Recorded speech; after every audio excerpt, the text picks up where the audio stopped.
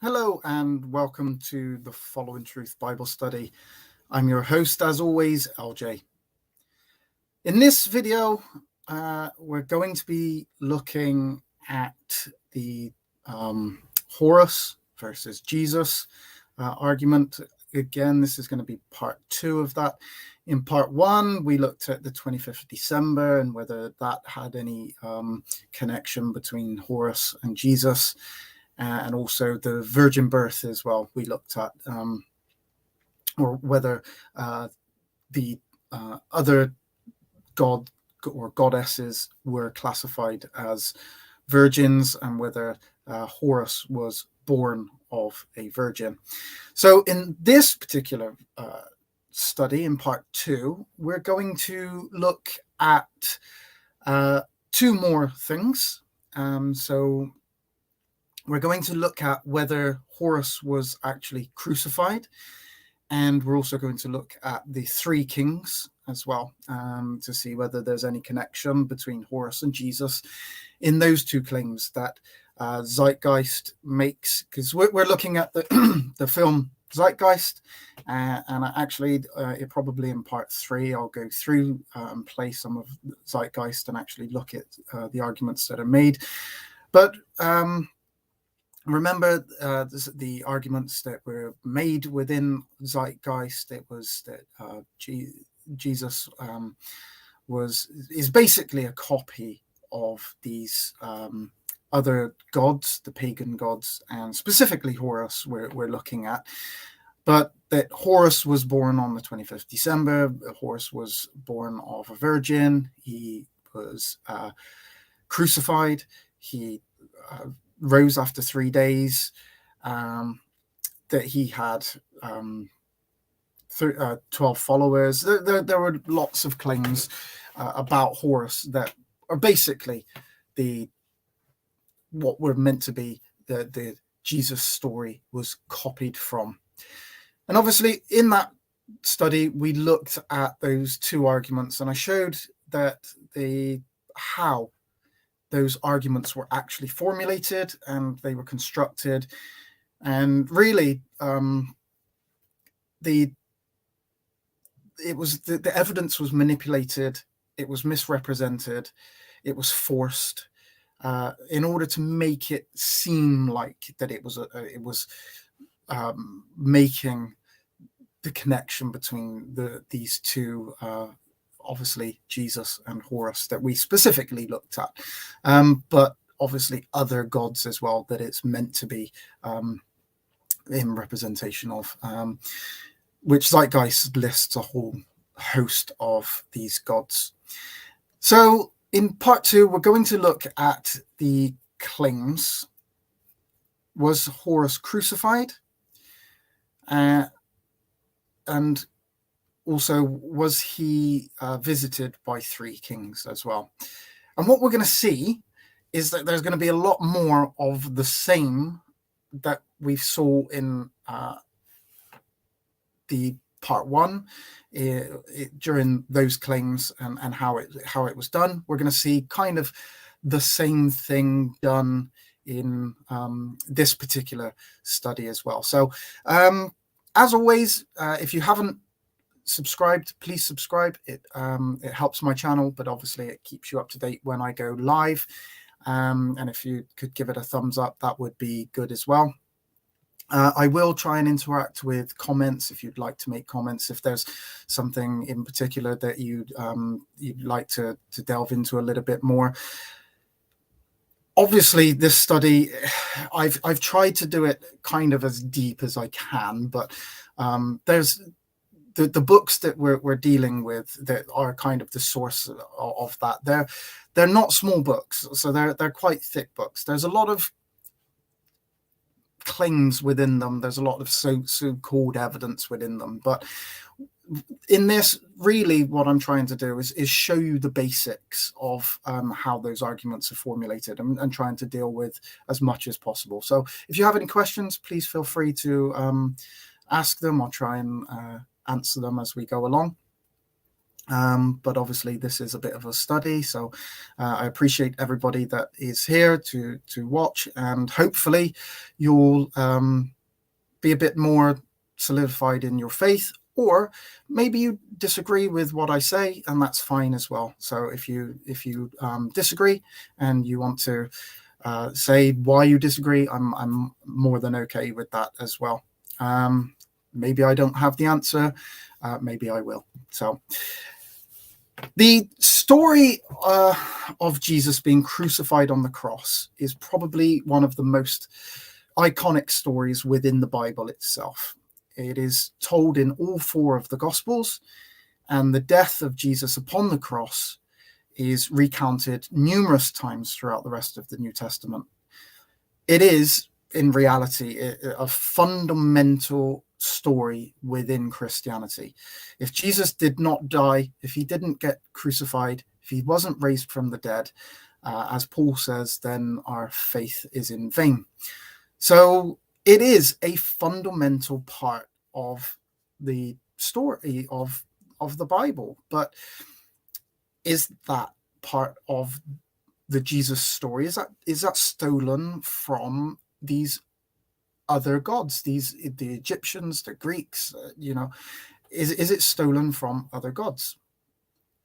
Obviously, I don't believe that they are. Or the story is not stolen, and that it's authentic to Jesus. And actually, I would argue that it's the other way around, that it's the pagan gods afterwards. The stories have been elaborated, they've changed over time, and that actually it's those stories that have changed to copy the biblical story. So we have to really look then at the claim that made by Zeitgeist, is that Horus was crucified. That's the claim. So was he in fact crucified? So let me just I'm going to bring I've got slides for this one as well as I did last time. So this is, maybe if you've seen this on YouTube, or if you've seen it on Facebook, or people make these kind of claims that this is Horus. This isn't actually Jesus, this is Horus. He is one of the many pre-Jesus solar gods, and that actually this this picture is meant to be of a crucified Horus and not Jesus. And so maybe you've seen these. Now, in her book, Acaria S states that when it is asserted, this is really important. So when she actually states in the book, so this is let me remove this again. This is for a second. It's within this book, the Christ in Egypt.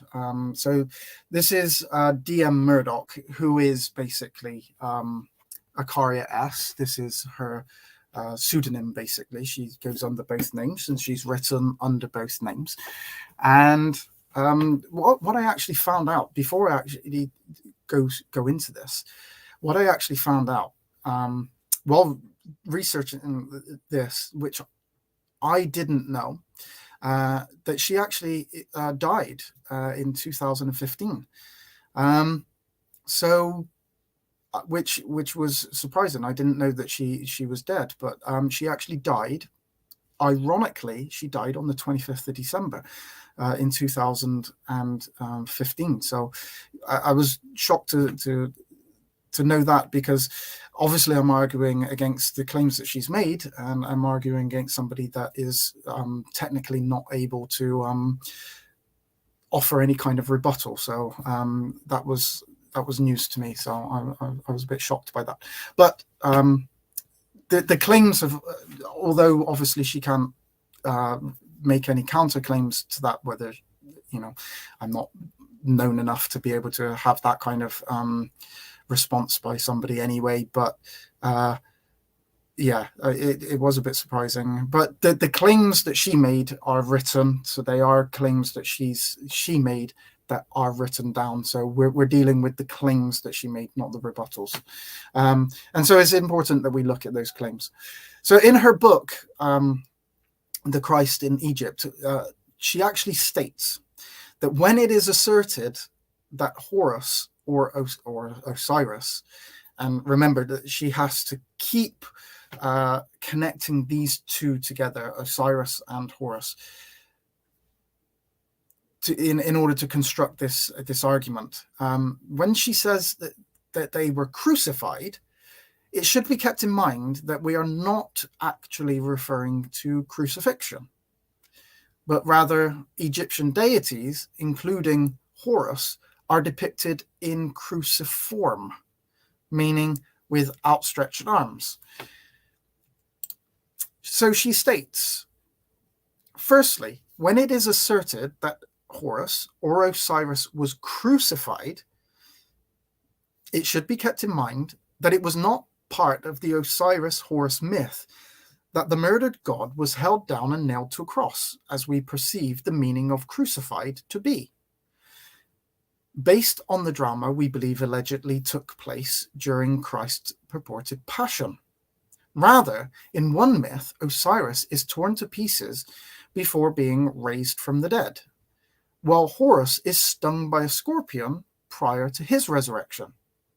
However, Egyptian deities, including Horus, were depicted in cruciform, with arms extended or outstretched, as in various images that are comparable to crucifixes, such as we discussed previously by Lundy, describing Horus as cross-like and a type of Christ in his triumph through the cross.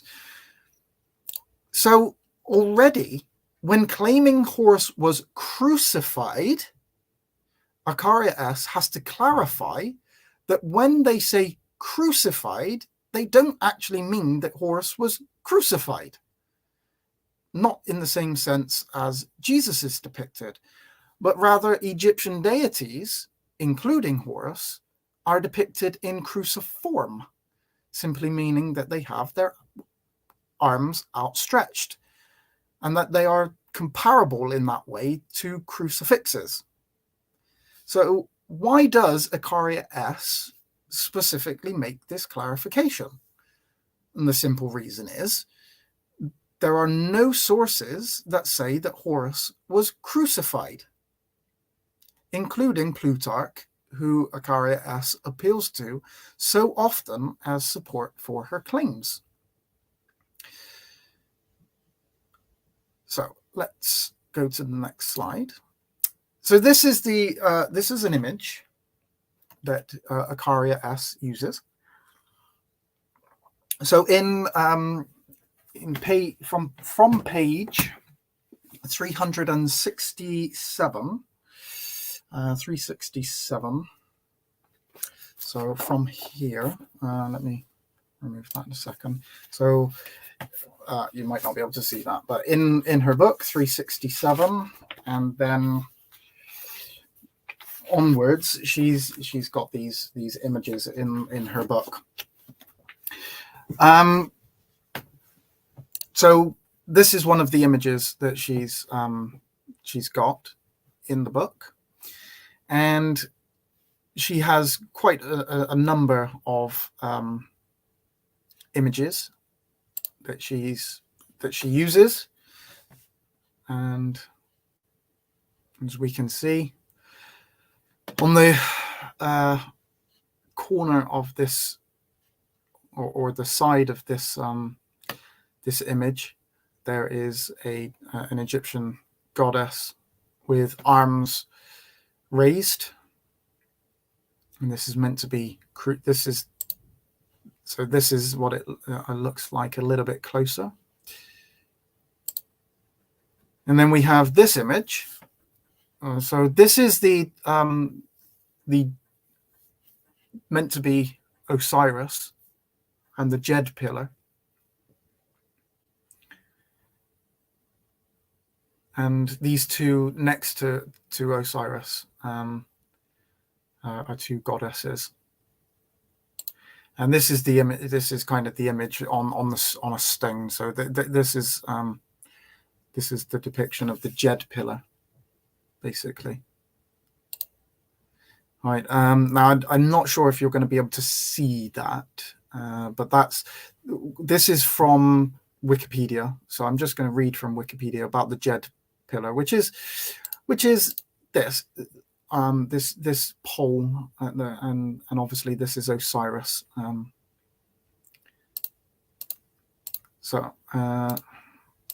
Actually, I thought that I had an image. I thought I blew that up, but anyway, I'll read what that actually states. Anyway, so it's the Jed, also Jid. It was anglicized, is one of the more ancient and commonly found symbols in ancient Egyptian religion. It is a pillar-like symbol in Egyptian hieroglyphs representing stability. It is associated with the creator god Ptah and Osiris, the Egyptian god of the afterlife, the underworld, and the dead. It is commonly understood to represent his spine. In the Osiris myth, Osiris was killed by Set by being tricked into a coffin made to fit Osiris exactly. Set then had the coffin with the now deceased Osiris flung into the Nile. The coffin was carried by the Nile to the ocean and to the city of Byblos in Lebanon. It ran around, and a sacred tree took root and rapidly grew around the coffin, enclosing the coffin within its trunk. The king of the land, intrigued by the tree's quick growth, ordered the tree to be cut down and installed as a pillar in his place, unaware that the tree contained Osiris's body. Meanwhile, Isis searched for Osiris, aided by Anubis, and discovered Osiris's location in Byblos. Isis maneuvered herself into the favor of the king and queen and was granted a boon.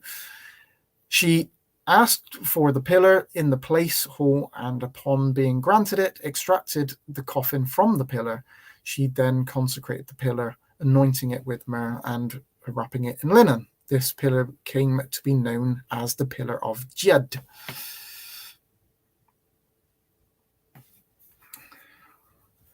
Yeah, the Horus picture literally has eagle feathers. We're going to get to the Horus picture in a moment. So that's the Jed pillar. So this is as I say, this pillar here. This is Osiris coming out of it. So now remember that the claim made is not the Egyptian deities, including Horus, were depicted in cruciform, but rather that Horus was crucified. That was the image that we saw. It literally stated Horus was crucified. The claim is not that, or the claim on the film, the statement is not that Horus was in cruciform, or Egyptian deities were in cruciform. It was that he was crucified. It is that claim that we are investigating, and it is that claim that Horus was crucified that requires evidence, because that is the claim. Showing an Egyptian deity such as Anubis, Isis, Nut, or Mat being depicted with arms stretched out or in cruciform is not support for the claim that Horus was crucified. Firstly, crucifixion and cruciform are not the same thing. Anyone even asserting that they are is either ignorant of what either actually is, or they are deliberately trying to be deceptive and to mislead. The important thing here to note that the image here of the winged goddess, which this one that we saw, it's simply a winged goddess with the wings outstretched.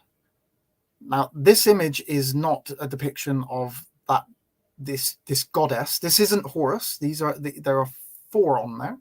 This is goddess. They're not dying. And this isn't Horus. And they just have their wings out. Being winged creatures or goddesses, they're almost certainly going to be depicted with their wings as being outstretched. That's what winged creatures do. It's hardly a surprising depiction. To claim that Christ being depicted as crucified upon a cross is copied from this type of image is desperation in what I would say. Now, when we look at this image, this is actually King Tut's sarcophagus. All right, there's King Tut is inside, or was at least at some point. And there are 4 goddesses. There are 4 different goddesses: Isis, Nephthys, Neith, and Selkut are on there. There's 4, although we can obviously only see 3. There's one obviously on the other corner there as well. They're just standing, and the reason why they are there is they are protecting the body inside. That these arms are outstretched, the wings are there as in protection of the body which is inside. They're inside. Obviously, King Tut is inside there, and these goddesses are protecting the body. They're not dying. There's nothing here that would even come close to trying to say that this is a depiction of Horus being crucified, or this is evidence that Horus was crucified. Now, Acaria S does include one, I'm calling her Acaria S rather than D.M. Murdoch, even though D.M. Murdoch is the name that she wrote the book of Christ in Egypt. Actually, she's much more well known as Acaria S, or that's how I know her anyway. But she offers one single depiction in the book of Horus supposedly in cruciform. This image with arms stretched out. This is the image that she offers as. So this is on page 370 of her book. And this is Horus with arms stretched out. And this is the only image that she actually gives us of Horus in what she classifies as cruciform. But all is not as first might seem. Even this image of Horus. The image that Acaria S has used to show Horus in cruciform comes from the book Egyptian Antiquities in the British Museum by Samuel Sharp, page 143, which she does cite. And it's this book, Egyptian Antiquities in the British Museum. And it's on page 143. But the actual image, okay, this is the book. This is a picture of the book. Notice anything there? Notice anything strange in the book image to the image that she used in her book? Let's have a look at that one. The image is upside down. Okay. Her image is upside down. That's how it looks in the book. Okay. That's how she depicted it on page 370 of her book. But that's the where she took that picture from. Okay. From the book by Samuel Sharp. And that's what the image looks like in his book.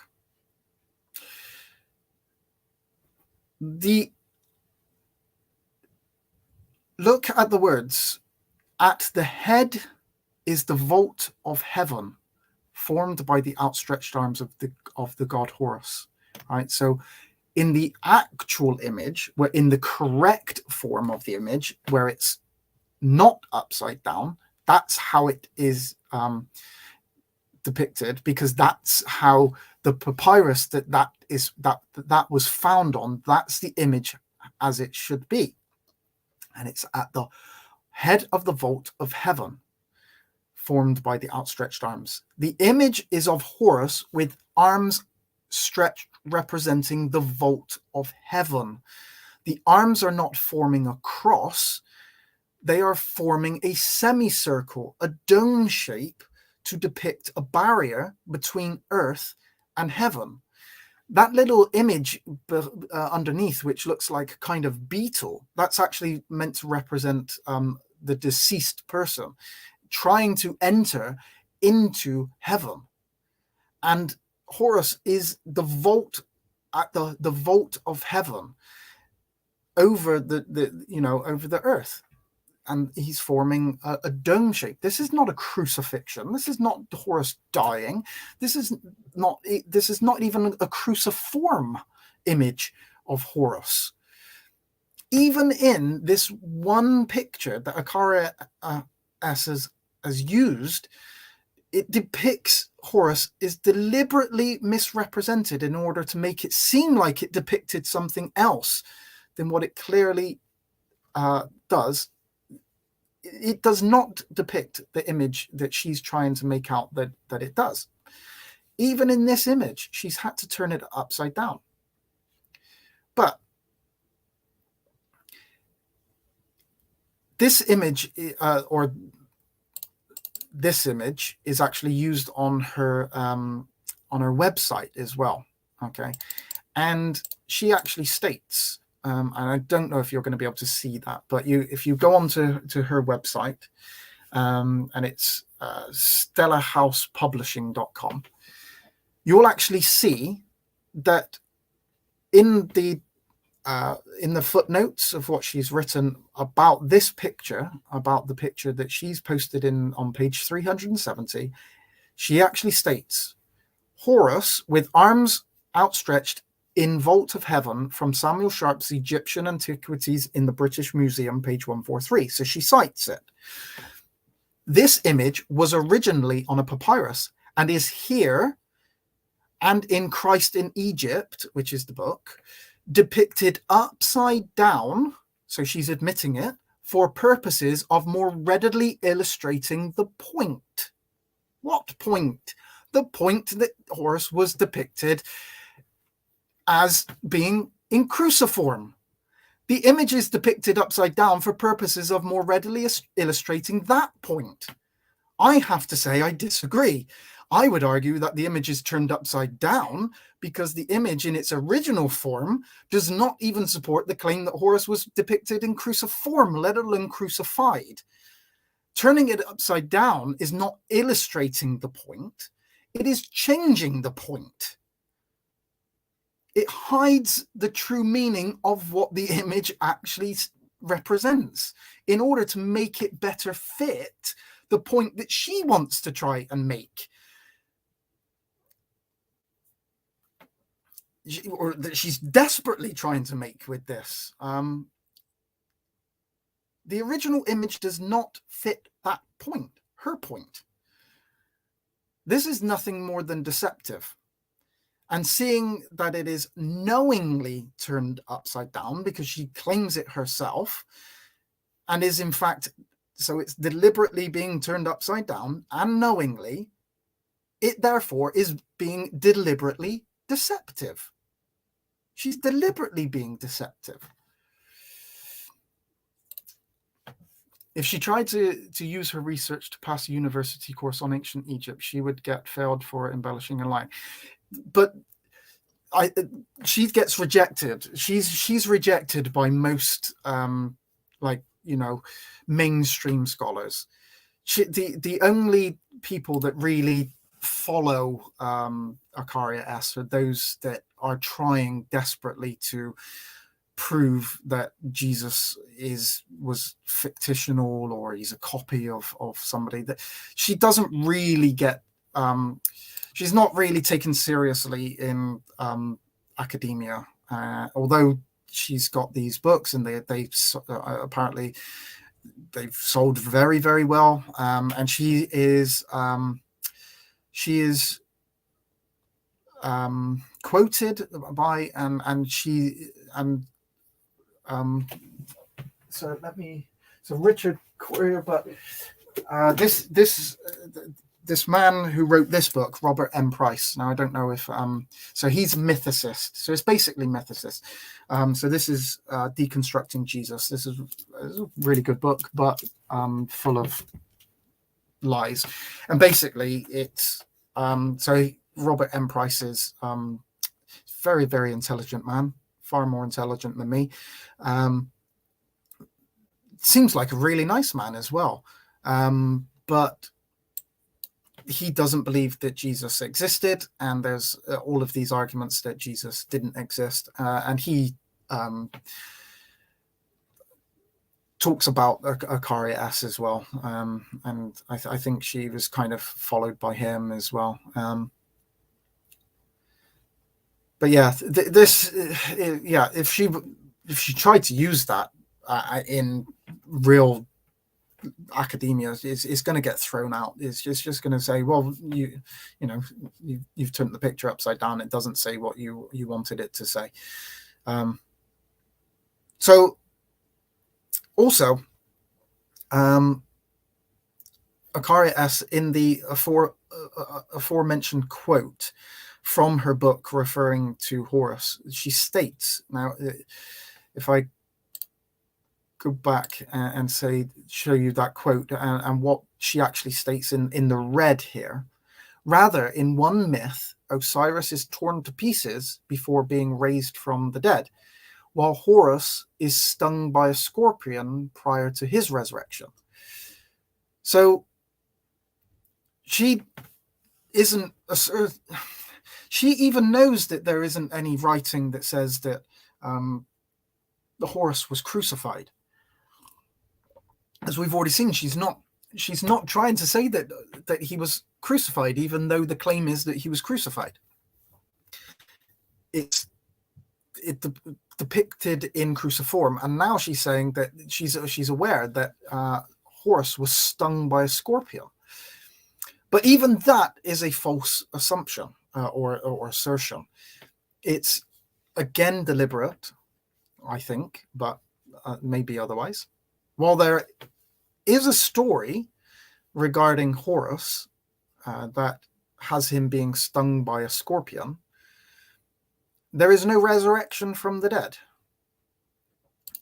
Because in that story where Horus is stung by a scorpion, he doesn't die from the sting. His mother, Isis, remembering that she is a goddess, calls upon the boat of eternity. This is a boat that carries the gods across the sky. Thoth is then sent from the boat and cures Horus by reciting some spells. He does not resurrect Horus from the dead. He cures him before he dies. And the depiction is found on a stela that is housed, so it's this stela, and it's housed at the Met Museum and dates to about 360 to 343 BC. So actually, this is quite late in the Egyptian mythology.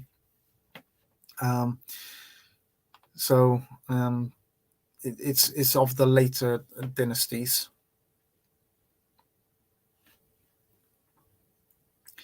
And so that's the stela that it's on. Now, if you go to the website for the Met Museum, you get this. There's this writing next to it, and that's on the stela. Isis speaks and recounts that while she and Horus were still hiding in the marshes, the child became ill. In her despair, she cried for help to the boat of eternity, the sun boat in which the gods travel across the sky. And the sun disk stopped opposite her and did not move from its place. Thoth was sent from the sun boat to help Isis and cured Horus by reciting a catalogue of spells. The spells always ended with the phrase, "and the protection of the afflicted" as well, indicating that by using these spells, any type of affliction in human beings would be healed. In this detail of the stela, Horus emerges from the background in such high relief that he is posed as an actual three-dimensional statue, with his left leg striding forward and his head directly facing the viewer. He is portrayed in the conventional Egyptian form for youth, that is, he is nude and wearing his hair in a sidelock. The soft, rounded forms of the bodies of Horus and the other deities are typical of the style of that period. To symbolize his magic powers, Horus holds snakes and scorpions, as well as an antelope by its horns and a lion by its tail in his closed fists. His feet rest on two crocodiles. Above him is the head of Bes, the dwarf deity with leonine features, who had traditionally protected households, but by this time had become a more general protective deity. Horus is flanked by three deities who stand upon coiled snakes. On the right is Thoth, identified by his ibis head, and on the left is Isis. Both protectively hold the walls of a curved reed hut, a primeval chapel in which the Horus child stands together with a figure of Re Harakti, god of the rising sun, and two standards in the form of a papyrus and lotus columns. The lotus standard supports the two feathers of Osiris's headdress. The image incised into the stone at the top of the stela portray the perilous nighttime journey of the sun as it passes through the netherworld under the earth. Its rebirth each morning is shown at the uppermost point of the stela, where Thoth, four baboons, and the kneeling king Nectanebo II lift their arms in gesture of adoration and prayer. Nectanebo II was the last indigenous king of ancient Egypt. He struggled valiantly against the Persian Empire, only to be defeated in the end. After the lost battle, he fled to Upper Egypt, and nothing is known about his end. This is so that basically I've written there. I just wanted to show what was on that stela, the complete writing of what is on that stela there. Because that's the story of, basically, that's where we find the story of Horus being stung by the scorpion, but he doesn't die, you see. So there is no resurrection from the dead, because he doesn't die. So to this claim of the resurrection, even that was actually incorrect. So the claim that Horus was crucified is just incorrect.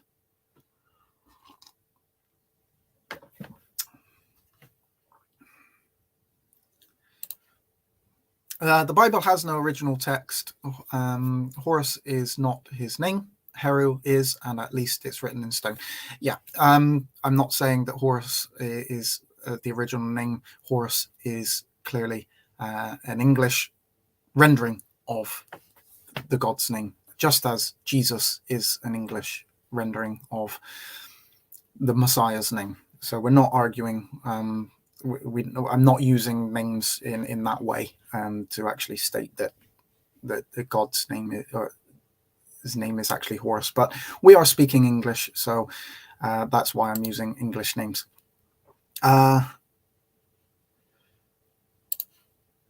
You want me to believe in King James revised version? Come on, people, wake up. You don't have to believe in the King James version. I'm not sure about what you mean by the revised version, but maybe you're meaning that he revised from other Bibles. I'm not sure. Yeah, Jesus is not the Hebrew name. We're not claiming that Jesus is the Hebrew name of the Messiah at all. Jesus is an English rendering. So the three kings. So let's have a look at the argument for the three kings. So when it comes to the claim of the three kings and Horus, Acharia S does not appeal to any Egyptian myth regarding this, because there isn't any Egyptian myth which has three kings. But rather, for this claim, she asserts that the story is totally astrotheological. So she's actually just choosing where she wants to make these arguments from. Is it from ancient history? Is it astrotheological? This is just picking it's basically cherry picking the information that she wants to use and the argument that she's actually making. And it's something that Acharia S actually does throughout her books, as we've actually already seen many times, because that's basically how she formulates the arguments. So she states that despite protests to the contrary, this heavenly theme is obviously astrological and astrotheological in nature, dating back centuries to millennia prior to the Common Era. Indeed, like so many other religious and mythological correspondences, the bright star and the three kings represent motifs that long predate Christianity and are found within Egyptian religion, symbolizing the star Sirius, as well as those of the constellation called Orion, along with their relationship to Osiris, Isis, and Horus. And that's obviously that's on page 198 of Christ in Egypt. So,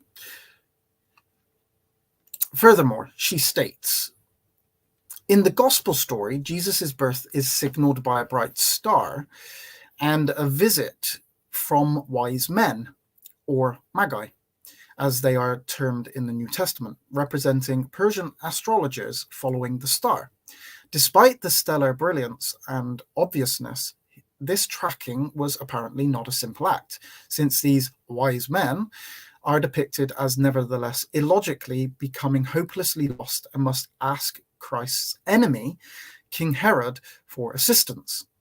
Herod points the wise men in the right direction, but he too evidently becomes so discombobulated that instead of following his own instructions to find Jesus, he needs to slaughter all the children in the village, a heinous act that can be found nowhere in historical records and would be rather deplorable for the all-powerful God Jesus to allow in order to save his own neck. In any event, although in the centuries, tradition has set them at three as well. Hence, the familiar tale is that Jesus' birth was accomplished by a star in the east and three wise men. These three wise men were also said to be kings, as the popular Christmas song, We Three Kings. At a certain point, the three kings were given names, Caspar, Melchior, and Balthasar, and the myth-making continued. And that is on page 198 and 199. So let's compare these claims made by Acharia S and the actual biblical story of the three kings. First thing that we need to note is that King Herod was not the enemy of Jesus at the time that these men came to look for Jesus. It is actually because of this visit and the men's statement regarding looking for the King of the Jews that sparks King Herod into his heinous act, which of course we can agree is a heinous act. Until this point, Herod had no idea that Jesus had been born. He had no idea who he was, nor that he was to be the king of the Jews. Herod was not a Jew. So he had no idea who Jesus was. So they didn't come to Jesus's enemy, because at that point, Herod was not the enemy of Jesus. Now, Acharias herself states, in any event, although in the Gospels these magi are not numbered, their gifts are counted as 3. Over the centuries, tradition has set them at 3 as well. It's almost like she's trying to disprove her own claim and defeat her own argument. This is actually an argument against her. It's an argument against her claims regarding the 3 kings.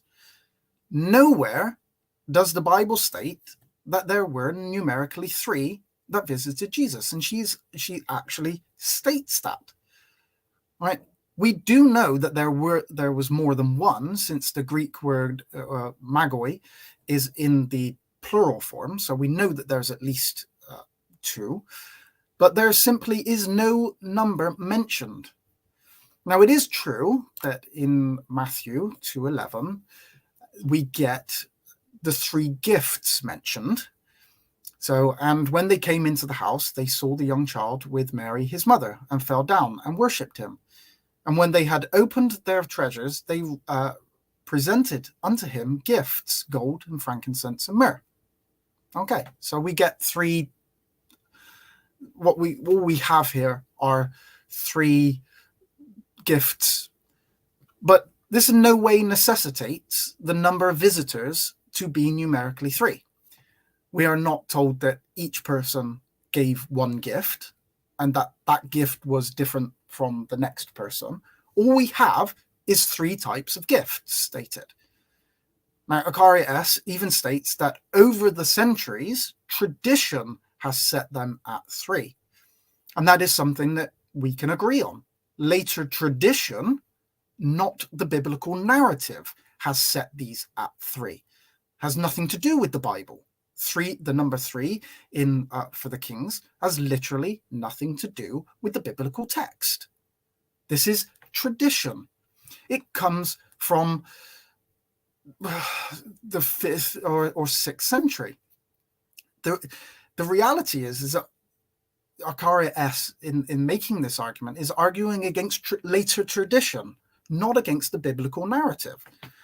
Tradition may say that there are 3, but the Bible doesn't. That's irrelevant to the actual story. This then makes the argument against a later tradition and not the historical or the actual biblical story. Therefore, it is irrelevant. The names of the 3 visitors, Gaspar, Balthazar, and Melchior, they first appear in the 5th or 6th century, like 500 years, 600 years after Jesus had been born. They have nothing to do with the biblical narrative. So you're not arguing against the Bible. You're arguing against tradition. We're not trying to assert tradition. Tradition is not, that's not what we're using in order to prove the biblical narrative. But also, as Acharias states, these men were magi, not kings. As we know, the Greek word used is magoi, which would indicate astrologers or sorcerers. Luke uses the same word in the book of Acts, verses 6 and 8, to refer to Bar Jesus, who was a false prophet and a sorcerer. So I don't actually have that one. Oh, sorry, but it reads, "And when they had gone through the isle to Paphos, they found a certain sorcerer, a false prophet, a Jew, whose name was Bar Jesus, which was with the deputy of the country, Sergius Paulus, a prudent man, who called for Barnabas and Saul and desired to hear the word of God. But Elymas, the sorcerer, for so is his name by interpretation, withstood them, seeking to turn away the deputy from their faith. So this is not referring to kings. King has its own Greek word, basileus. That's not used in this text. So they're not kings. So we don't get the number 3, and we don't get kings. These are traditions. This has nothing to do with the biblical text. So you're not arguing against the Bible at all. By saying that Horus has 3 kings, there's no argument against the Bible whatsoever. And we can come, so there is no original script of the Holy Bible. I agree. We don't have the original manuscripts. We have copies of that, but we are able to formulate through the manuscripts that we have, because we have an abundance of manuscripts. We are able to, at least, I would say we're able to get back to the original text. Or I would assert that we can, but we're certainly down to most scholars, even non-Christian scholars would say that we're down to 96% at least of what the original text actually stated, and probably a little bit more than that as well. So we're not arguing here against what the Bible actually states, only about what tradition states. So many people claim that these wise men were Zoroastrians, and some that they were from Babylon. The Bible, again, does not affirm this claim. The Bible does not state specifically who they were or where they came from. All we are told is that these men came from the East. Okay, and being... it looks like I've missed some slides. That should be Matthew. It should be Matthew 2:11. 2:1. Never mind. It looks like I have missed some slides there. Matthew 2:1. When Jesus was born in Bethlehem of Judea, in the days of Herod the king, behold, there came wise men from the east to Jerusalem.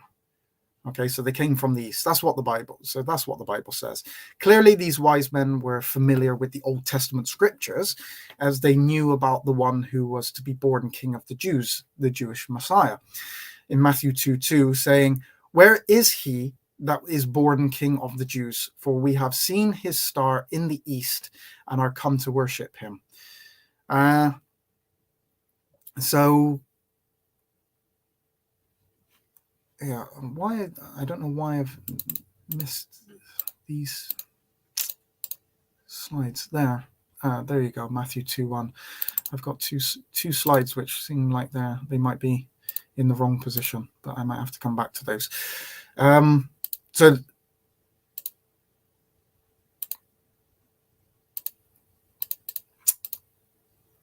somehow my slides have got mixed up. Never mind. I'll get through it. Might not be able to put some of the Bible verses up on the screen. Apologies for that.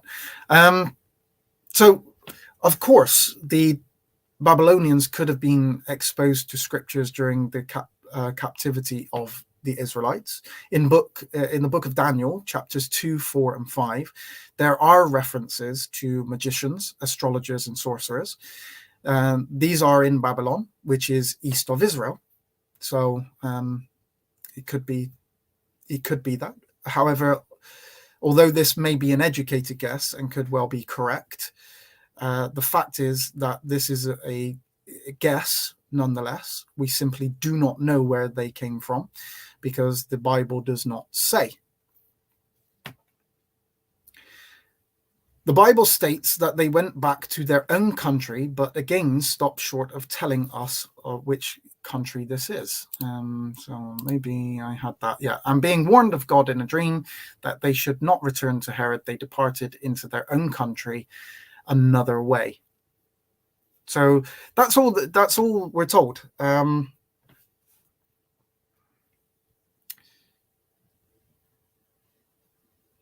Yeah, maybe if you'd like to arrange a debate, maybe we can do that. I've got no problem with that.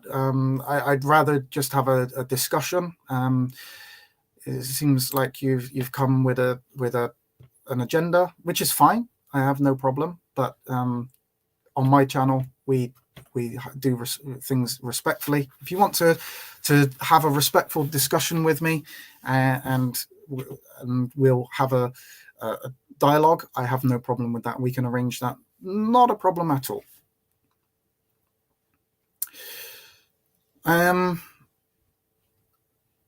So one thing that we need to understand is that these, after they've left, these magi, they've left, they've departed into their own country, they've gone off to Jesus, now they're returning.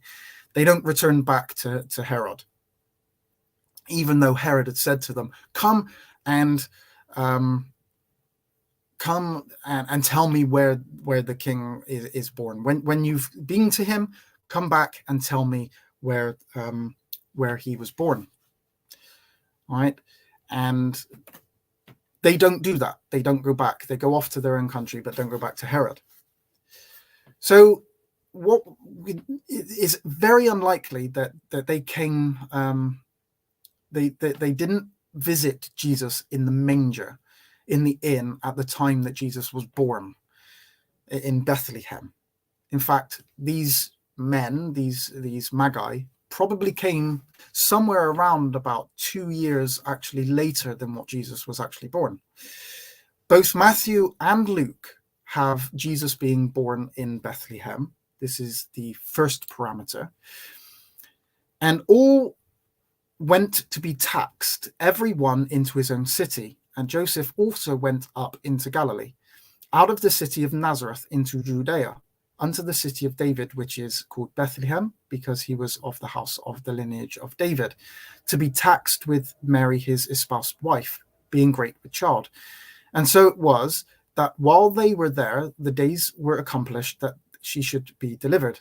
And she brought forth her firstborn son and wrapped him in swaddling clothes and laid him in a manger, because there was no room in the inn. All right, so we're getting... So Luke and Matthew both state that obviously Jesus was born in Bethlehem.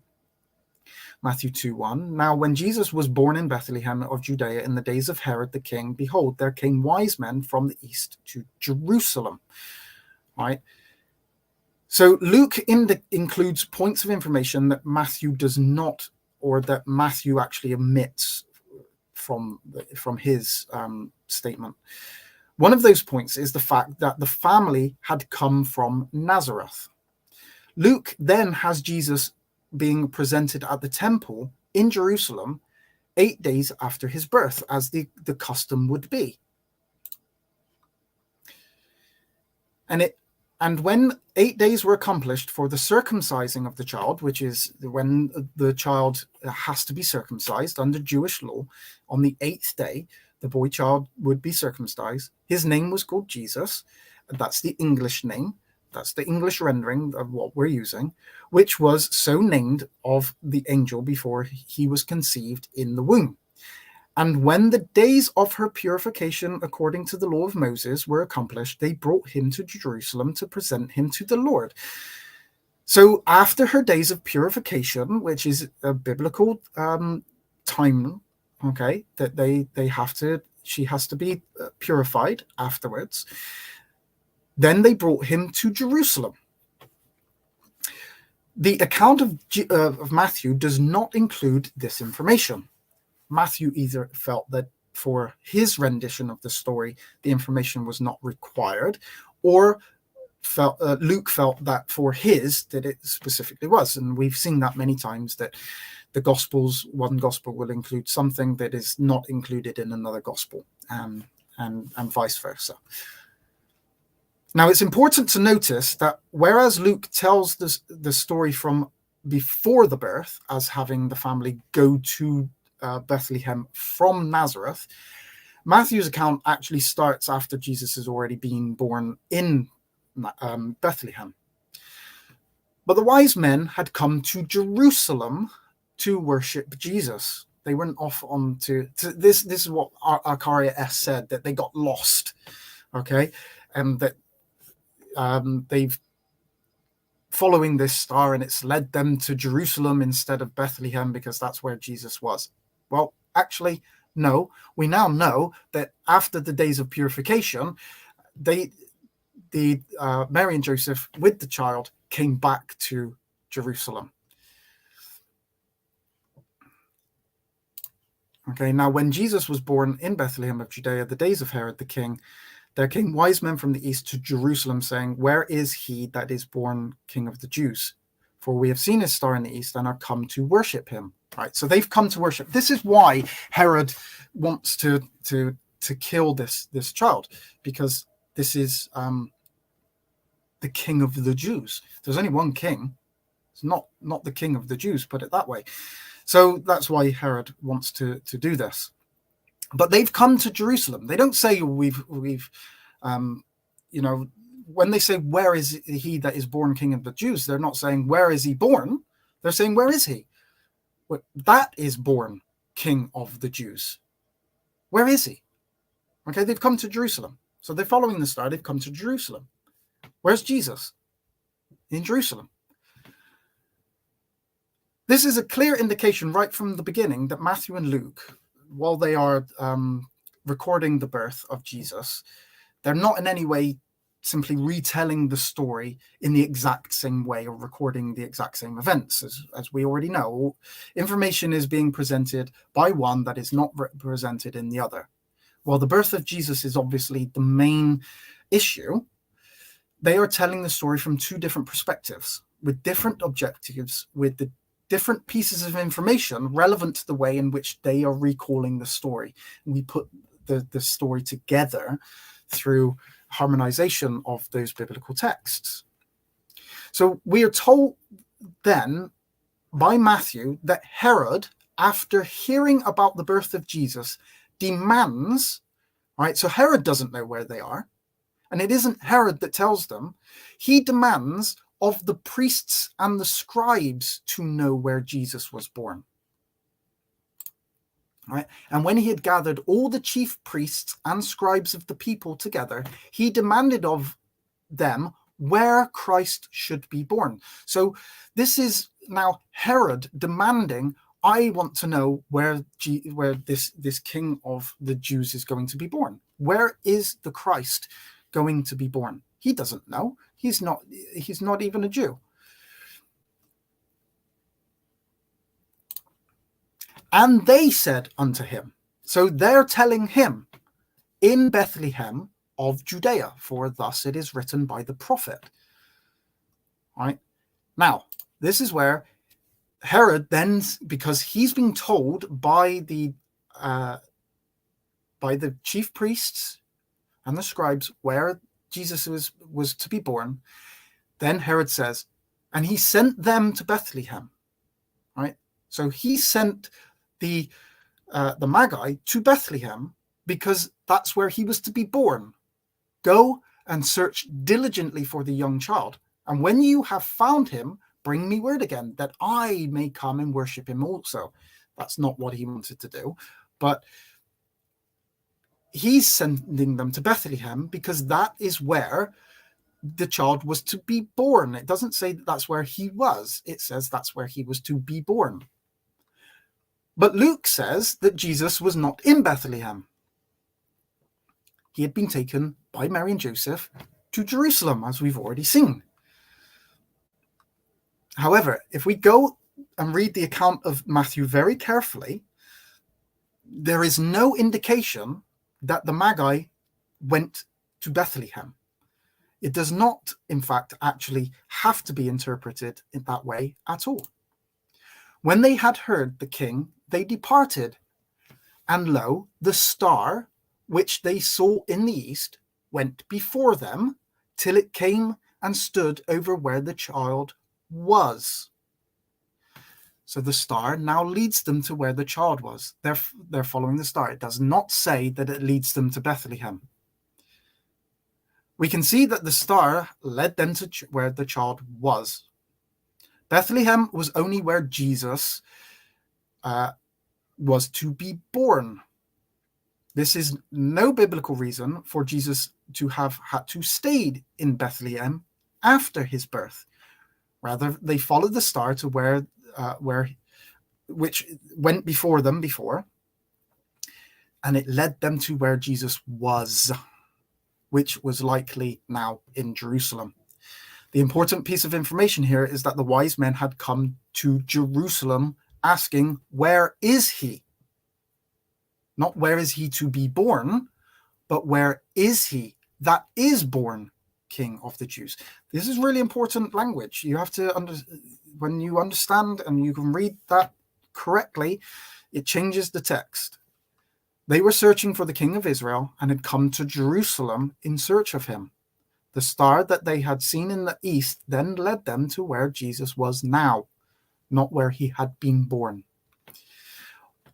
And there's more information that we can get from that to actually show that they're not going to where Jesus was actually born. In Matthew 2:11, it states, and when they were come into the house, they saw the young child with Mary his mother, and fell down and worshipped him. And when they had opened their treasures, they presented unto him gifts, gold, frankincense, and myrrh. The word that Matthew uses here for when they come into the house, right, is oikia, and it means house or dwelling. Whereas when Luke records the birth of Jesus laid in the manger, because there was no room in the inn, okay, for them in the inn, and she brought forth her firstborn son and wrapped him in the swaddling cloths and laid him in the manger because there was no room for them in the inn. The inn is katalumia, and it just means a lodging. It's not the same place. These are not the same words. They're not referring to the same thing. The Magi did not go to the place as where Jesus was born. They went to where he was now. It is important to note that unlike what is commonly told, the Magi did not come to Jesus the night of his birth or even a few days after his birth. That's really important. What we actually see is that it was very likely that this was 1.5 to 2 years, as I've already stated, after Jesus had been born.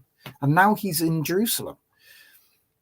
After giving their gift to the child, he could be in Nazareth, but he's certainly not in Bethlehem. So after giving their gift to the child, the Magi left, but Matthew then records that having been warned not to go back to Herod, the Magi went back to their country another way. This is when Matthew records that the family fled into Egypt due to Herod wanting to kill the baby Jesus. Right? So they depart, and when they were departed, behold, the angel of the Lord appeareth to Joseph in a dream, saying, Arise, and take the young child and his mother, and flee into Egypt, and be thou there until I bring thee word. For Herod will seek the young child to destroy him. When he arose, he took the young child and his mother by night and departed into Egypt. And there was until the death of Herod that it might be fulfilled. All right. Notice that we are told twice in the narrative that Herod had diligently, this is the important part, he had diligently inquired as to when Jesus was going to be born. Then Herod, when he had privily called the wise men, inquired of them diligently what time the star appeared. that he wanted to know when the star first appeared, right? Why the star first appeared, because this is obviously when Jesus is born. But they followed the star from the east, right? The star is, he wants to know when this star has appeared,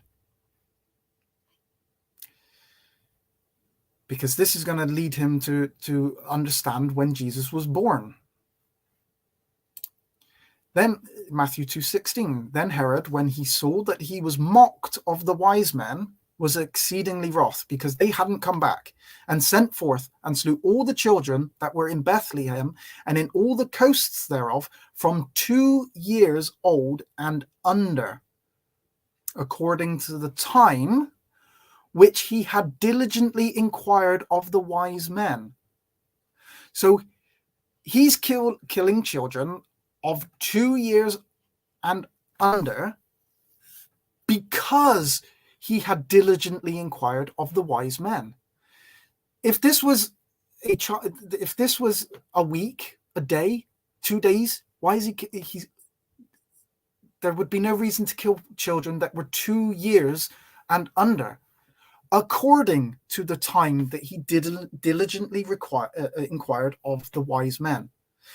If he had been told a week, a day, then it would be utterly pointless to go for 2 years and under.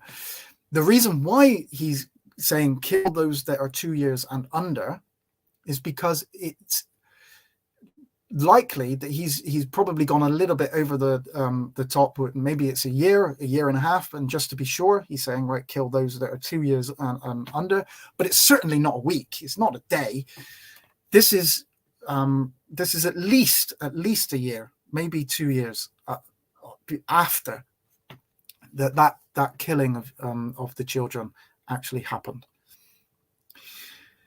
So that's the biblical narrative of the story about the wise men, the three kings. There are no three kings in the biblical story. Not only do we not have any three kings, but we don't have the names of them. None of this is stated in the Bible. They're not kings. They're not three. So any argument really to say that other gods have three kings that follow them or visit is not an argument against the Bible. I'm not really sure what I'm fumbling. I'm like literally just going through the evidence point by point. So the claim of Zeitgeist is that the three stars in the belt of Orion are called the three kings. That's true. But, and there is a but, and it's an important one, Zeitgeist claims that they were called today, the three kings, what they were called in ancient times. Right. First off, let's remember there are no three kings in the Bible, but we're talking. This is the astrotheological connection, and saying that the birth of Jesus is astrotheological, despite the fact that there are no three kings in the Bible. We're going to look now the argument of the three kings in the argument made by Zeitgeist and people like Akaria S. So let's see what she states. Akaria S actually states. So this is the constellation Orion.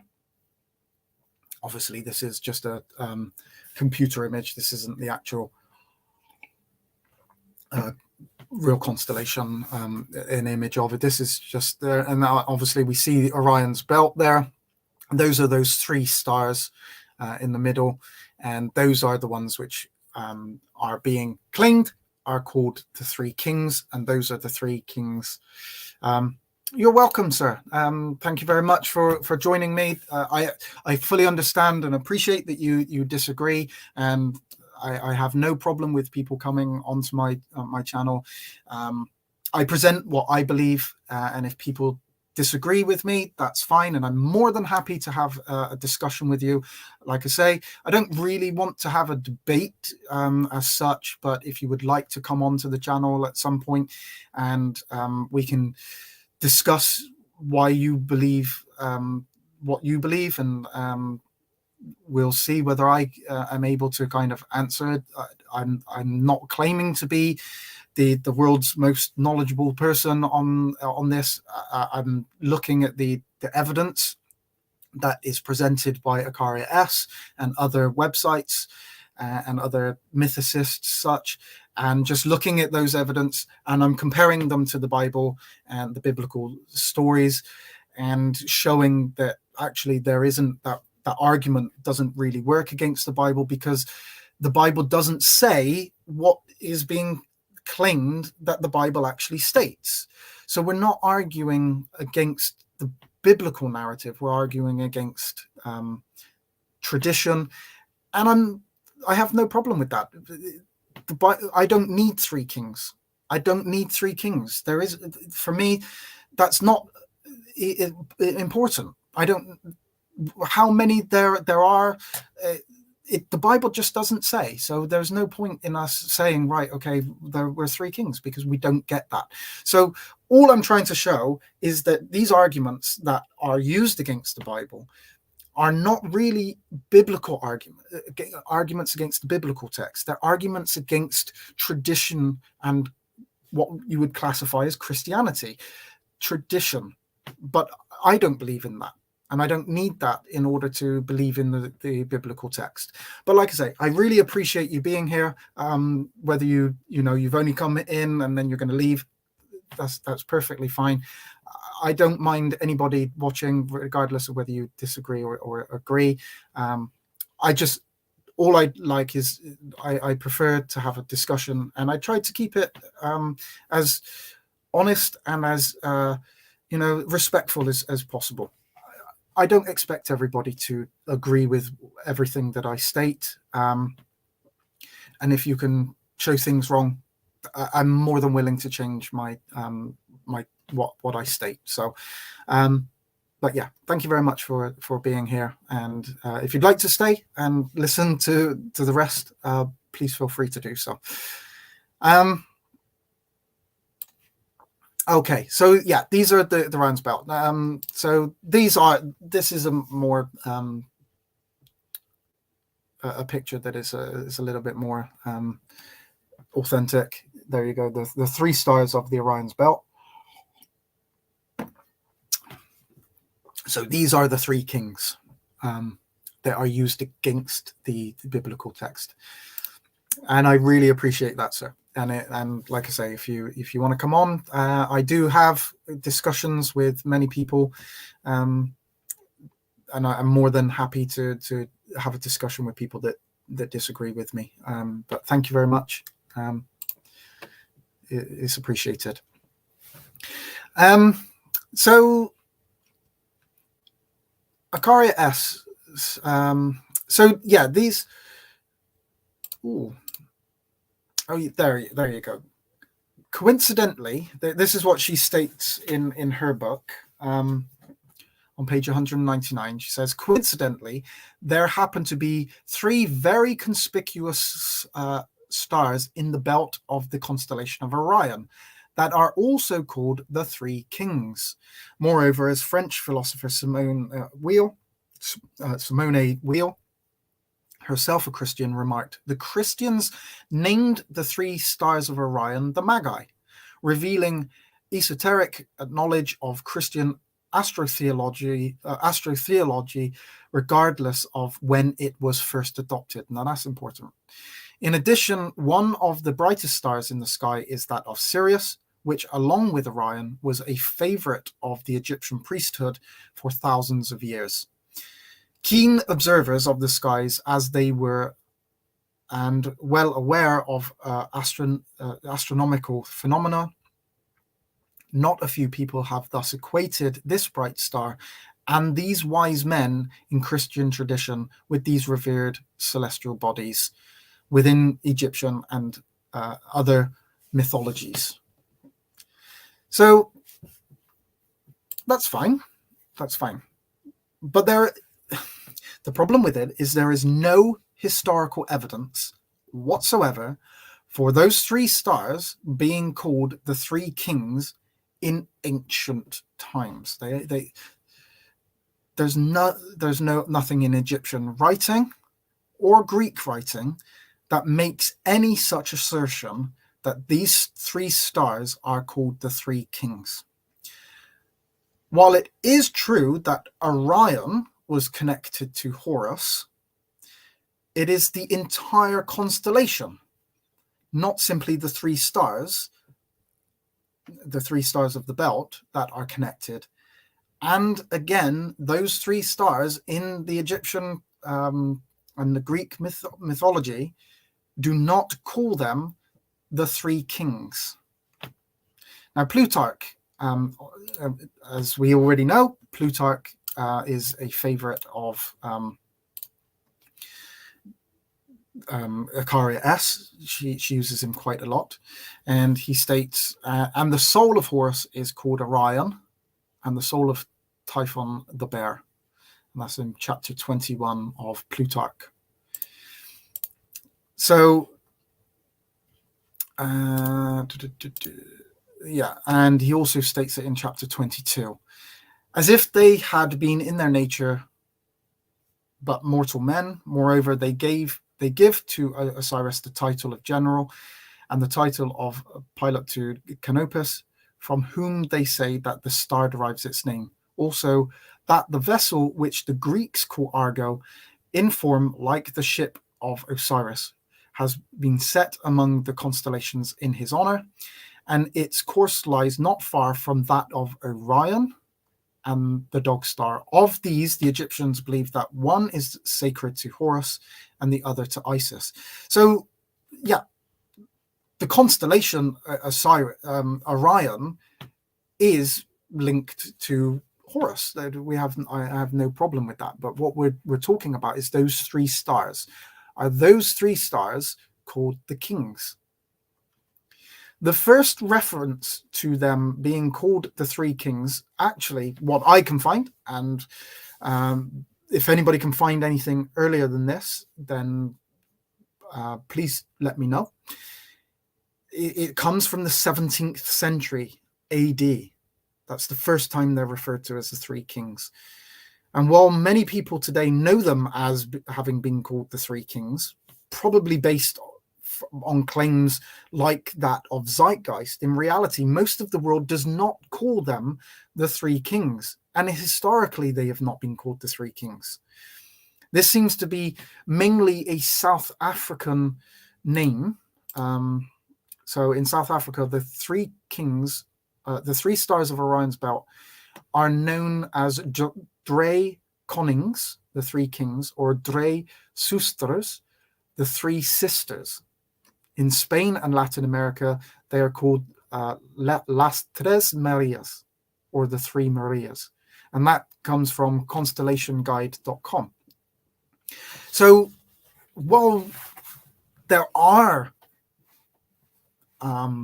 people out there that would refer to them as the three kings, and maybe have done for a while, being called the three kings, as in, like, if you're from England or America or somewhere like that, that's not what they're called. That's not what they have been called. So it's not like everybody is calling them the three kings. It's only a small group of people, and it seems to come from the 17th century. They're called other things in other cultures. Now, notice that Acaria S states that the three stars are called by Christians as the Magi, revealing esoteric knowledge of Christian astrotheology, regardless of when it was first adopted. But it actually matters a lot when Christians first adopted calling the stars of Orion the three Magi. As we have already seen, it is not until much later that the number of visitors to Jesus was set at 3. This is hundreds of years later. This is simply tradition and nothing more. The calling of the stars of Orion's belt, the Magi, comes from Christians after the number has already been traditionally set at 3. Neither of these traditions are based on the biblical texts, but much later adaptations of the biblical story by later Christians who are creating their own myths that are attached to the story. This is all much, much later in all tradition and nothing to do with actually getting that from the text. And there was nothing in historically that would attach these 3 kings or to Jesus in any way. That's not what the historical texts say. This is much, much later. And so it is really important as to when the Christians started to adopt this.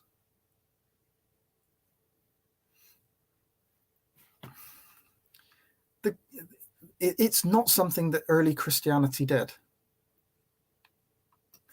Now, this name, the 3 kings, does not come from Egypt or Greek myth, and they were not referred to as such by those peoples.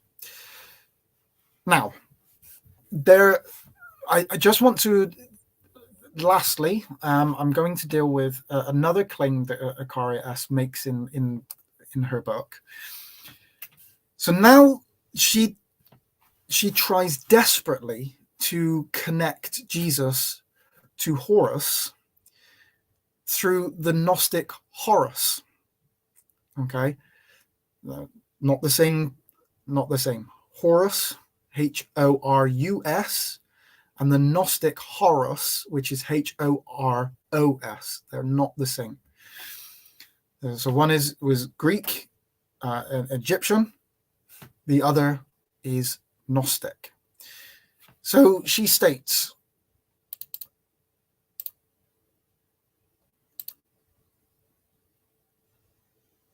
I could have actually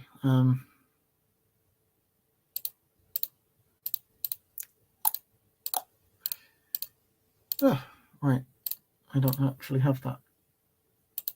Why don't I have that one?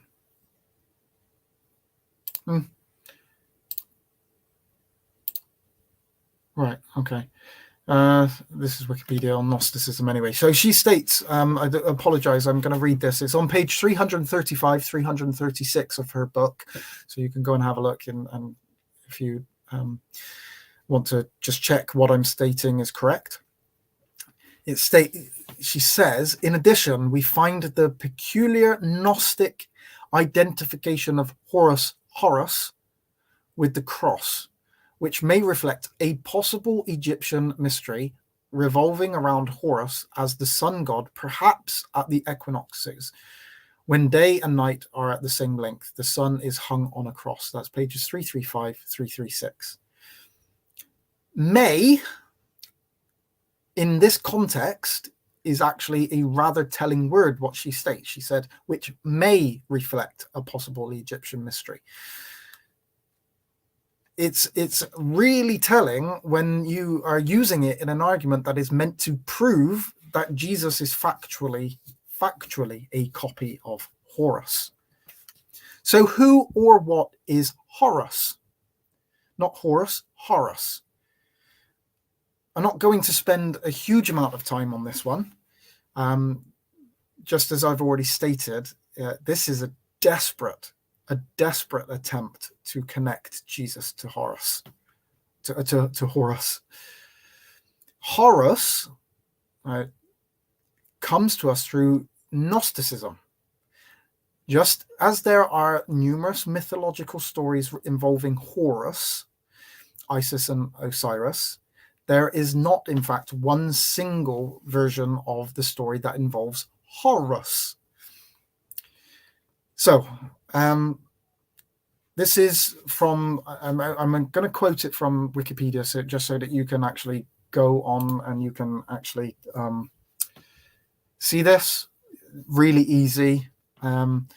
According to the doctrine of Valentinus, as described by Irenaeus, the youngest Aeon, Sophia, in her passion, to comprehend the Father of all, runs the danger of being absorbed into his essence, from which she is saved by coming into contact with the limiting power Horus, whose function it is to strengthen all things outside the ineffable greatness by confining each to its appointed place.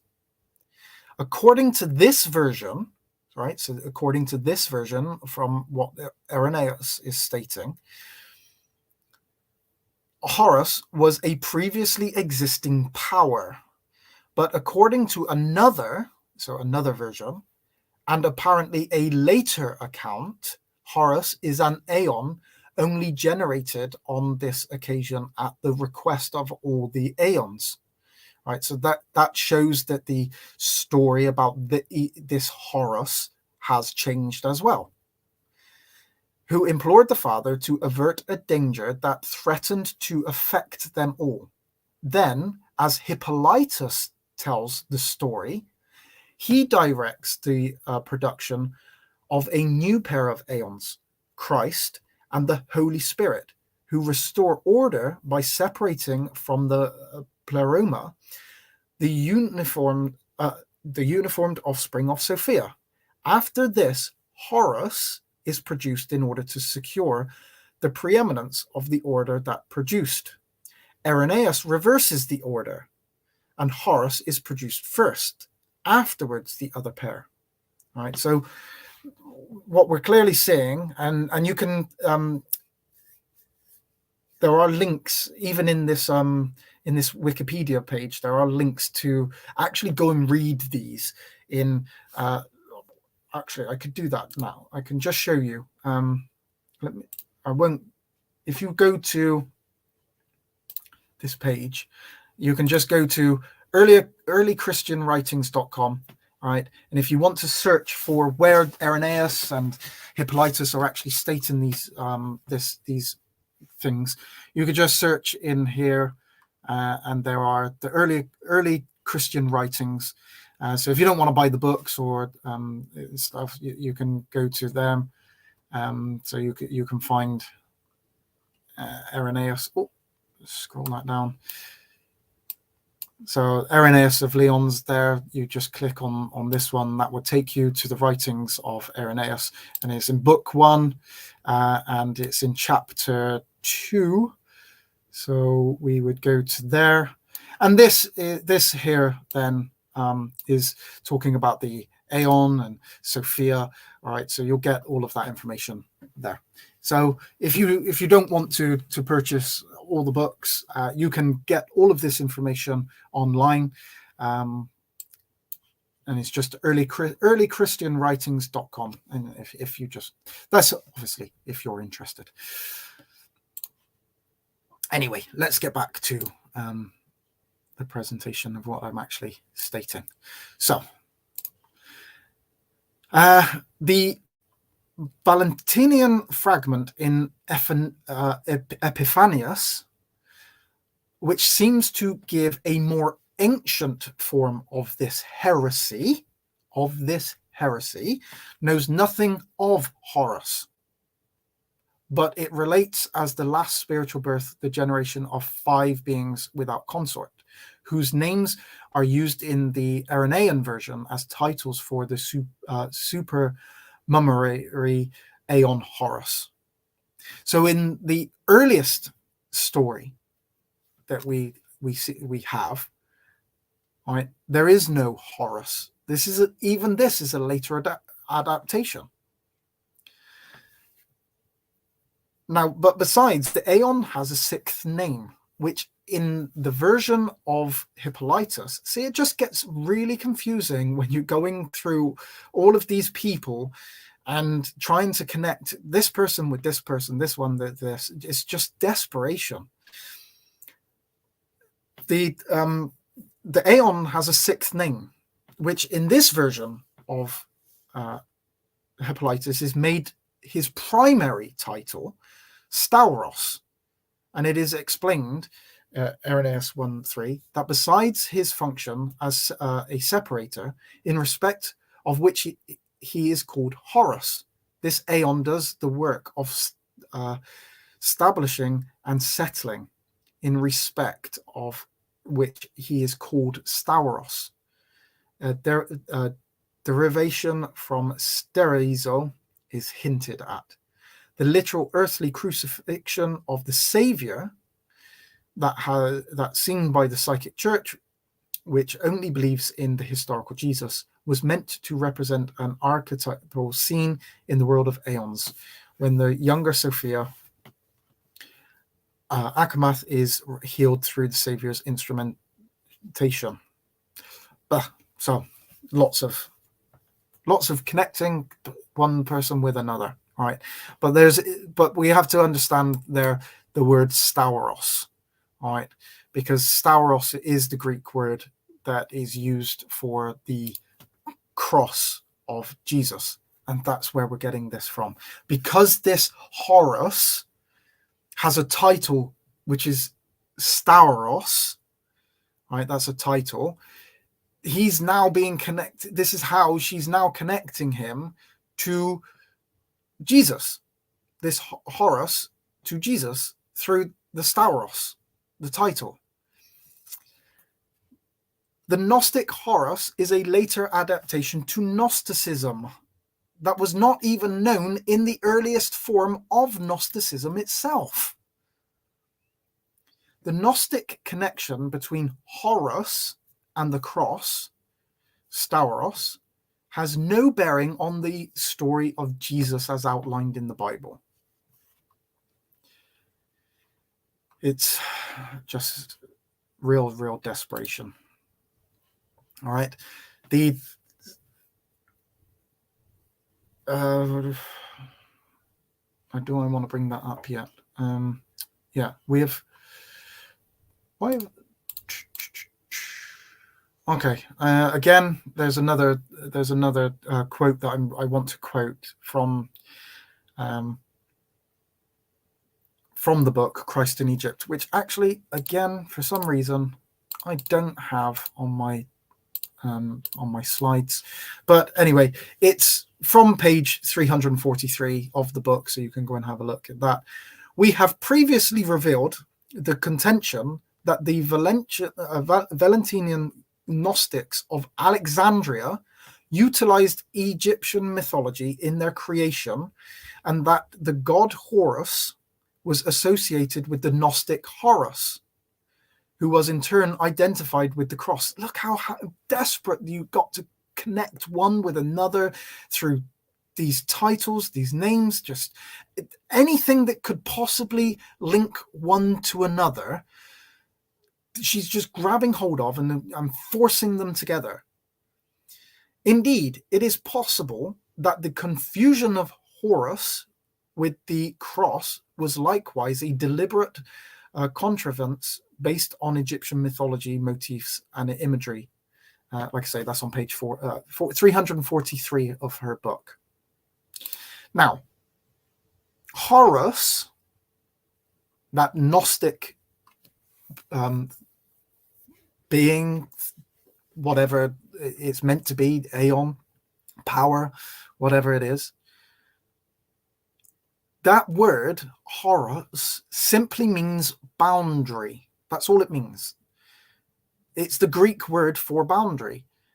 So it comes from this word, which is used in the Bible, horizo, right? And we can see there in the, so here it says there, to the bottom left-hand side, it says helps word studies. And I've blown that up. So there you go. Horizo, from Horus, boundary, limit. Properly to set boundaries, limits. Literally determine horizons, boundaries. That's all it means. Okay. Now, that's how she's now going to use this boundary, this meaning of boundary, in order to connect further connect Horus and Jesus through Horus. Absolutely, it just gets confusing anyway. But following this is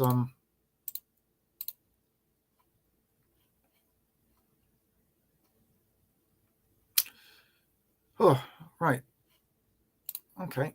I don't have the last slide either. I think what I did is I added some slides into the presentation, and I haven't updated the slides page, and I'm just using the one that I used before I updated it. So there are slides which are missing, which is annoying in the presentation, but ultimately it's not the end of the world. But yeah, I clearly haven't updated the slides, and I did some more today and added some more. So okay, so this is from page 224 of your book. I'm going to obviously have to read it rather than show it. The word Horus in Irenaeus' discourse on the Marcosians, in which he relates that they say that this is the image of Horus encircling their 30 named mother, is often translated as limit. Right, we saw that in there is boundary or limit. After the Greek word Horus, the term for the god Horus used by Plutarch and other Greek writers was in fact Horus. While pronounced the same, the two words are spelled differently in the Greek. The term for limit or boundary, starting with the Greek letter omicron, which is just an O, while the Egyptian god's name begins with omega, which is like it's not a joined circle, and it's got two little things coming off the end of it's a near circle, but it's got a gap in the middle. And I wish I should have had that to bring up, but I don't. Nevertheless, the word for hour or limited time is hora, beginning with an omega, which would indicate that all three terms are cognates.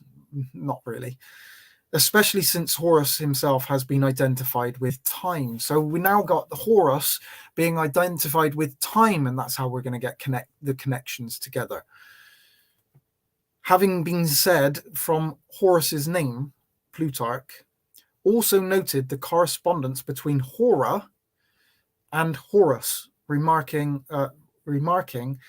the all-conserving and fostering Hora, that it is the seasonable tempering of the surrounding air is Horus. Plutarch's word Hora is the same as the above, referring to a time period, as well as a season or climate. Furthermore, the past tense of the ancient Greek verb to limit with an omega is the same as the name Horus. As we have already seen, the Horus king was associated with limits and boundaries during the said festival, but he was also linked with these factors even in Egyptian mythology. Wow. It's so in reality, right, the contention, I'm going to post this, I will post this writing onto my website, so you'll actually be able to go and view all of this again just on my website with all the citations as they're meant to be in the correct places and stuff. And you can have a look at that, www.followingtruth.com, so you'll be able to read this afterwards if you want. It's not there at the moment, but I will be posting it very soon. But in all of this, the contention here is that the story of Jesus is a copy of the Egyptian god Horus, and part of the evidence for that is the Gnostics of Alexandria, Egypt, utilized Egyptian mythology in their creation, because the later creation of Horus, meaning boundary, which is connected to the cross through the title Stauros, is connected to the Egyptian god Horus. And so Horus is therefore connected to the cross, and that Horus, or Horus, and the Greek word for time are all connected to one. So Jesus is a copy of Horus. There you go. Simple. And there we go. That's how you prove that Jesus is connected to Horus. The amount of assertions, connections, literally just picking at anything that could possibly have some kind of link from one to another, they're all just ripped, forced together for which nobody else in history would do, and then take things that have existed 500, 600, 700 years, in the case of the three kings, possibly even 1700 years after Jesus, and then force them together to create this conglomerate of an argument that is not even an argument at all against the Bible, because the Bible doesn't even refer to three kings. So you've gone through all of that in order to prove that Jesus is a copy of Horus, based on all of that information, because you're trying to get all of that information to fit a tradition of Christianity that has nothing to do with the Bible. And that's the argument. And I think that is seriously disingenuous. Sorry. But yeah, that's what I believe. Obviously, other people will disagree with that, and you're more than welcome to do so. But it isn't something that I'm going to be following, and it's not something that's going to worry me on my belief in what the Bible actually states. It doesn't. I don't think any of that actually shows that Jesus is a copy of Horus. Now, obviously, there are lots more arguments presented, but what I've tried to do in the first video that I did, and this one, is just show you the method that is being used in order to connect Jesus to Horus. And we've only looked at Horus. We haven't even looked at really the other mythical gods. But what you'll see is that actually much of what happens for Horus is going to be done again for Mithra, is going to be done again for Krishna, right? For these other gods. And actually, the arguments the other way from the biblical text and what the Bible actually states can just be used again against those anyway, because if you want to prove that Mithra was visited by three kings, well, you could just use the exact same argument as what is being presented here. There are no three kings in the Bible. So that argument, just regardless of who you're using it for, Mithra, Krishna, Osiris, Isis, Horus, whichever one of those three are going to be used, because they're all linked together. They're all, in the stories, and that's how she actually works around the story of Horus, by taking bits of each story and each person, putting it together. So if you do that, it doesn't matter what god you're going to use. Jesus wasn't born on the 25th of December, so it's irrelevant whether you can prove that every other mythical god in history was born on the 25th of December. That's not an argument against Christianity or the Bible anyway. It's an argument against tradition. So it's actually irrelevant. But yeah, I think we're coming up to nearly 2 hours. If there's any questions, please feel free to post them. As I say, I'm really appreciative of whether you agree or you disagree with me. Just being here is really, I do appreciate everyone that comes onto the channel. There are obviously going to be people that disagree with me. Even there will be Christians that disagree with me. And that's fine. I'm only presenting the evidence as I found it.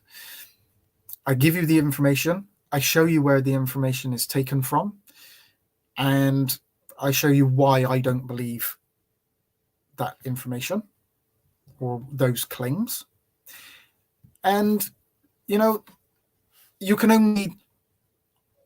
shouldn't just take my word for it anyway. You should go and have a look at this, but the information and test it.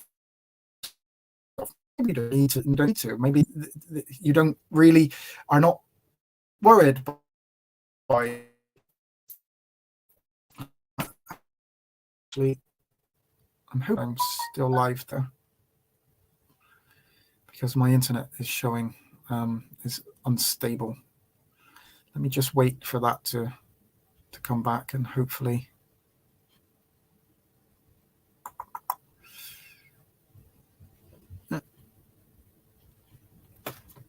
I have no idea if I'm still live or not live,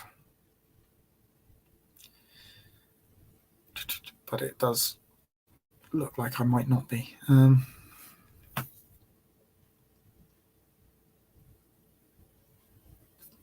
maybe I am still. Okay, looks like maybe the internet's reconnected. You're more than welcome regarding the information that I've presented. Thank you very much for telling me that I'm still live. I sometimes the internet does drop out a little bit, and I'm unsure whether I'm actually live because it has your connection. It comes up on my computer that the connection is unstable, so I'm not actually sure if it's live, but it looks like it may have reconnected. You are more than welcome for the research. Like I say, whether you agree, disagree, that's up to you. All I'm doing is presenting the information that I found, show you where to get it. In fact, actually, what I might do is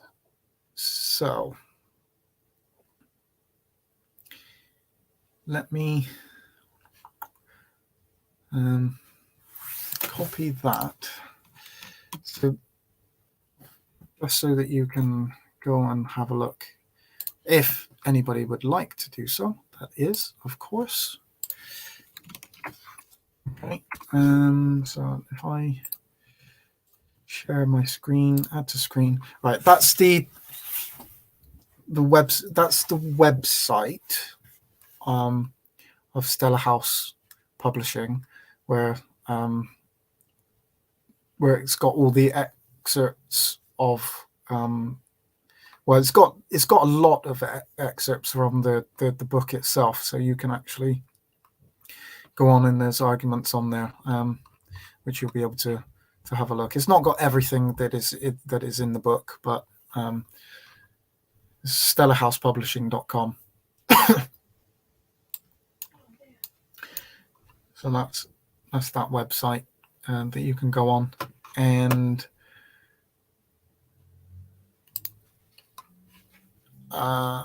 if you don't want to buy the book,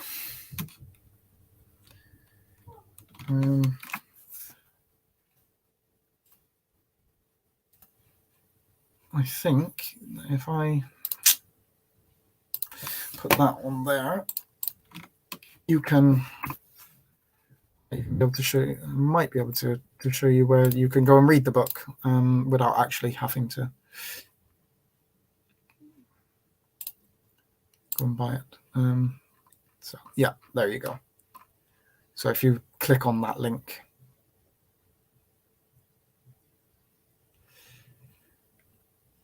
Yeah. Yeah, and you can click on that link and you can read that book as well.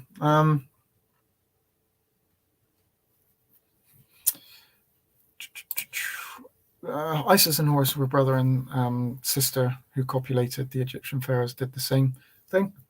Yeah, Osiris and Isis and Osiris. Yeah, Isis and Osiris were brother and sister. Yeah, as I presented in my first video, I showed that they actually produced, in one story, they actually produced Horus before they had actually left the womb of their mother, which obviously would indicate that she wasn't a virgin, so the virgin birth. So that would be an argument against that. But yeah, I'm gonna finish there, unless, like I say, there are any other questions that anybody would like to ask, any more comments. So all I will say is that if there are no more comments, if there are no more questions, I will finish here. I really appreciate everybody for coming in and watching. I've said it many times in this video already, regardless whether you agree with me, disagree. And I will, hopefully, I may get to have a conversation with more people that disagree, just on the basis that I may not be able to answer something that they bring up, and then I will have to go and look at that information again, and come up with an argument against it. That's one way that you strengthen your arguments, is that actually you're presented with something that you don't know, and there's nothing wrong with saying I don't know the answer to that, but I will go and find out. And that's the important thing, is that somebody brings up something that you don't know, and it doesn't necessitate that what they're saying is correct, because they might bring up one thing that you can't answer, and bring up 30 things that you can. You have you go off and you try to answer that one thing that you didn't know about. So it's always good to talk to people that I have no problem with talking to people that know more than me, and in fact, actually, that's where you learn. So that's really important. So if you want if Mookie Love Unlock would like to come on and have a conversation, I'm more than welcome. He'll be more, or they, female, male, be more than welcome to come on. Thank you very much for watching. Please subscribe. Please give this video a thumbs up. Go back and have a look at the information. Like I said, I will be posting the information onto my website, www.followintruth.com. I will put a link into the video. You can have a look at all the information that I've presented. I'll try and get that up in the next day or so that you'll be able to have a look at that. I still haven't actually got the last video posted on there. So it has been a really busy period over Christmas for me. I've been working a lot, so hopefully it will go a little bit quieter as of this week, and I'll be able to put a little bit more onto my website. And I'm going to be doing another video very soon, so I hope to see you on there. Thank you very much for watching, and I look forward to seeing you on my next video.